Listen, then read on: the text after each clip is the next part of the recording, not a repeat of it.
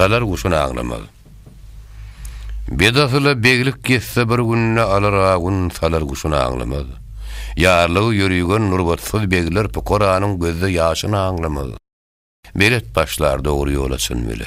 Akıl yigit söz başlamaz men bile. Namart olur gene şeyler zen bile. Koç yigitler zen geneşine ağlamaz. Mertten dile getsen aydar hup bolor. Bir bağışaştan 70 vela dep bolor. Muhonnet geneşi öýde köp bolor, düşman görde tutar işine ağlamaz. Hak yoluna her kim hayrıhsan kılar. Kıyamet gün bir yerine 10 geler. Namart düşman görse gussadan ölür, koç yigitler tördün beşini ağlamaz. Mağtım ulu bir yanına til başlar. Galıcı, gayratı bolan iyil başlar. Mertten de onu yığın görse yol başlar. Namart oğlu deni duşuna ağlamaz.